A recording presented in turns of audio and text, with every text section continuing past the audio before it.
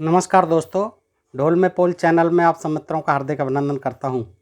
आपने पिछले वीडियो के माध्यम से देखा कि कुंती से कौमार्य अवस्था में कर्ण किस प्रकार जन्म लेता है। अब असल में 5 पांडव जो थे उनका जन्म कैसे होता है, आज के वीडियो के माध्यम से आप देखेंगे। दोस्तों, ये विषय भी बड़ा रोचक है। आपसे निवेदन करूंगा कि आप इस वीडियो को पूरा देखें। आइए, महाभारत में आदि पर्व से ये प्रसंग है, पांडवों की उत्पत्ति और पांडु का परलोक गमन। आपको मैं ये बता दूं कि पांडु जो है ये धृतराष्ट्र के भाई थे, दोनों भाई थे। धृतराष्ट्र के 100 कौरव थे, अंधे थे वो। और पांडु को पांडु रोग था और दूसरे इनको एक सांप लग गया था हिरण्यहिरणी का। जब संसर्ग करते हुए मार दिए थे तो उन्होंने सांप दिया था कि आप अगर अपनी पत्नी से संपर्क करेंगे, संसर्ग करेंगे तो आपकी मृत्यु हो जाएगी। ये उनको सांप लगा हुआ था, अतः वो अपनी दोनों पत्नी कुंती और माद्री से सहवास नहीं कर सकते थे, इसलिए पुत्र भी उत्पन्न नहीं कर सकते थे। तो देखिए, ये विवरण भी बड़ा रोचक है, आइए सुनते हैं। वैशंपायन जी कहते हैं, जन्मेजय अमावस्या तिथि थी। बड़े बड़े ऋषि महर्षि ब्रह्मा जी के दर्शन के लिए ब्रह्मलोक की यात्रा कर रहे थे। पांडु ने उन लोगों से पूछा, आप कहाँ जा रहे हैं? और उनका ब्रह्मा जी के दर्शनों के लिए ब्रह्मलोक जाने का विचार जानकर अपनी पत्नियों के साथ उनके पीछे चल पड़े, कुंती और माद्री के साथ। पांडु जी ब्राह्मणों के साथ चल दिए ब्रह्मलोक। ऋषियों ने कहा, राजन, मार्ग में बहुत से दुर्गम स्थान हैं। विमानों की भीड़ से ठसाठस भरी अप्सराओं की क्रीड़ा भूमि है। विमानों से भरी हुई अप्सराएं हैं, उसमें क्रीड़ा से भरी अप्सराओं की क्रीड़ा भूमि है। नीचे ऊंचे उद्यान हैं, नदियों के कगार हैं, बड़े भयंकर पर्वत और गुफाएं हैं ब्रह्मलोक जाने के लिए। वहाँ बर्फ़ ही बर्फ़ है, वृक्ष नहीं हैं, हरण और पक्षी नहीं दिख पड़ते, पक्षी भी वहाँ उड़ नहीं सकते, केवल वायु जाता है और सिद्ध ऋषि महर्षि जाते हैं। ऐसे दुर्गम मार्ग से राजकुमारी कुंती और माद्री कैसे चल सकेंगी? आप अपनी पत्नियों के साथ यह यात्रा स्थगित कर दीजिए। पांडु ने कहा, मैं समझता हूँ कि संतानहीन के लिए स्वर्ग का द्वार बंद है। यह बात सोचकर मेरा हृदय जल रहा है। मनुष्य 4 ऋण लेकर जन्म लेता है, पितृऋण, देवऋण, ऋषिऋण और मनुष्य ऋण।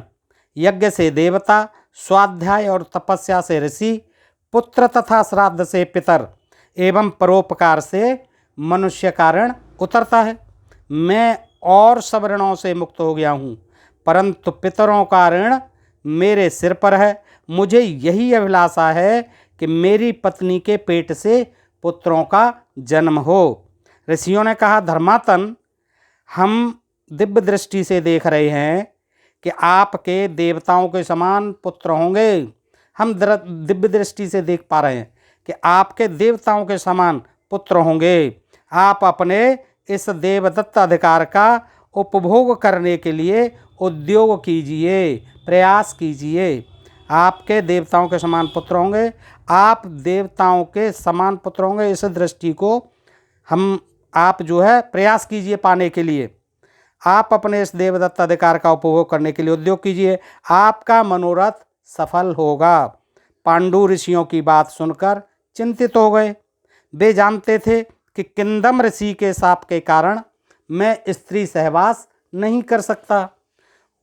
अब महर्षिगण वहाँ से चले गए। एक दिन पांडु ने अपनी यशस्विनी धर्मपत्नी कुंती से कहा, प्रिय, तुम पुत्रोत्पत्ति के लिए प्रयत्न करो। कुंती ने कहा, आर्यपुत्र, जब मैं छोटी थी तब पिता ने मुझे अतिथियों के स्वागत सत्कार का काम सौंप रखा था। मैंने उस समय दुर्वासा नाम के ऋषि को सेवा से प्रसन्न किया था। उन्होंने मुझे एक मंत्र बतलाकर वर दिया था कि तुम इस मंत्र से जिस देवता का आह्वान करोगी वह चाहे अथवा न चाहे तुम्हारे अधीन हो जाएगा। आपकी आज्ञा होने पर मैं जिस देवता का आह्वान करूंगी, आप आज्ञा दें तो मैं जिस देवता का आह्वान करूंगी उसी से मुझे संतान होगी। कहिए किस देवता का आह्वान करूं? पांडु ने कहा, आज तुम विधिपूर्वक धर्मराज का आह्वान करो, धर्मराज को आमंत्रित करो। वे त्रिलोकी में श्रेष्ठ पुण्यात्मा हैं धर्मराज, उनसे जो संतान होगी वह निस्संदेह धार्मिक होगी। उनके द्वारा प्राप्त पुत्र का मन अधर्म की ओर कभी नहीं लगेगा। तब कुंती ने धर्मराज का आह्वान किया और उनकी पूजा करके वह मंत्र जपने लगी धर्मराज का। उसके प्रभाव से धर्मराज सूर्य के समान चमकीले विमान पर बैठकर कुंती के पास आए और मुस्कुरा कर बोले, कुंती बता मैं तुझे क्या वर दूं? कुंती ने भी मुस्कुरा कर कहा, मुझे पुत्र दीजिए। तदनंतर योगमूर्तिधारी धर्मराज के संयोग से कुंती को गर्व रह गया। उन्होंने कुंती ने मांगा और धर्मराज ने पुत्र दे दिया, गर्भ में आ गया और समय आने पर पुत्र उत्पन्न हुआ। उसके जन्म के समय शुक्ल पक्ष पंचमी तिथि ज्येष्ठा नक्षत्र और अभिजित मुहूर्त था। सूर्य था तुला राशि पर। ये राशियाँ, ये महीने, ये तिथि, ये सब हर ग्रंथ में हर देवी देवता के जन्म पर मिलेंगी। और इससे ये भी विदित होता है कि ये जो माह महीना, आषाढ़ महीना, सावन, ये हिंदू कैलेंडर के 12 महीने और ये तिथि और ये पंचांग सब जो है विक्रमी सम्मति से लागू हुए हैं। इसका मतलब ये होता है कि ये सारे देवी देवता, ये सारे ग्रंथ सब जो है विक्रमी सम्मत प्रारंभ हुआ है। लगभग ईसा पूर्व 150 वर्ष पूर्व से जब विक्रमी सम्मत प्रारंभ हुआ है, उस समय से ये सारे ग्रंथ लिखे गए हैं, जितने भी ग्रंथ हैं। दोस्तों, इसके लिए मैं अलग से एक वीडियो बनाऊंगा, लेकिन मुझे आज बताना पड़ा आपको। तो उसके जन्म के समय शुक्र पक्ष पंचमी तिथि ज्येष्ठा नक्षत्र और अभिजित मुहूर्त था। सूर्य था तुला राशि पर। जन्म होते ही आकाशवाणी ने कहा, यह बालक धर्मात्मा मनुष्यों में श्रेष्ठ होगा, यह सत्यवादी एवं सच्चा वीर तो होगा ही, सारी पृथ्वी का शासन भी करेगा। पांडु के इस प्रथम पुत्र का नाम होगा युधिष्ठिर और तीनों लोकों में बड़ा यशस्वी होगा। हो गई आकाशवाणी।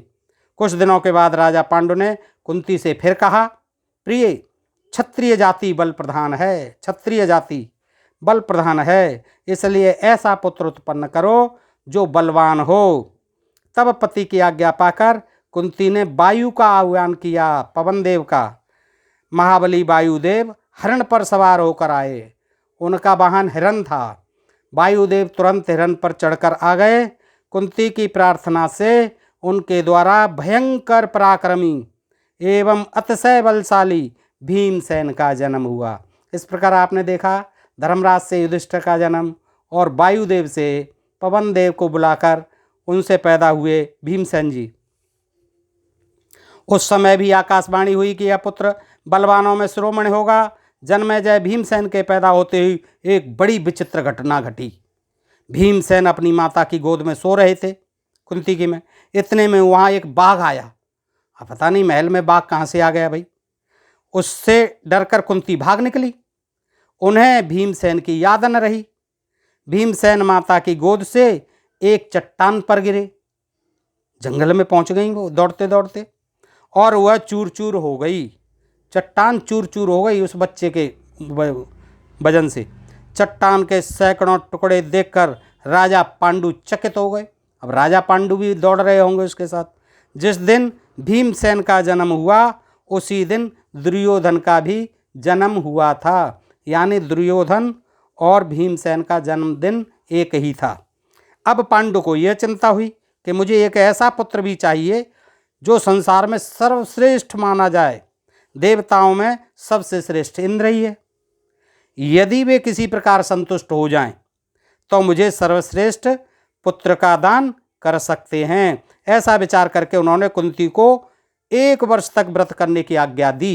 पांडु ने कहा 1 साल तक व्रत रखी इंद्र का, और वे स्वयं सूर्य के सामने एक पैर से खड़े होकर, अपन स्वयं भी एक पैर से खड़े होकर बड़ी एकाग्रता के साथ उग्र तपस्या करने लगे। उनकी तपस्या से प्रसन्न होकर इंद्र प्रकट हुए और बोले, तुम्हें मैं एक विश्वविख्यात ब्राह्मण, गौ और सुहृदों का सेवक तथा शत्रुओं को संतप्त करने वाला, शत्रुओं को नाश करने वाला, दुखी करने वाला श्रेष्ठ पुत्र दूंगा। पता नहीं पुत्र को लेके फिरते थे, कैसे दे देते थे, उन्होंने कह दिया कि मैं दूंगा पुत्र। इसके बाद पांडु ने कुंती से कहा, प्रिय, मैंने देवराज इंद्र से वर प्राप्त कर लिया है, अब तुम पुत्र के लिए उनका आह्वान करो। कुंती ने वैसा ही किया। तब देवराज इंद्र प्रकट हुए और उन्होंने अर्जुन को उत्पन्न किया, पैदा किया।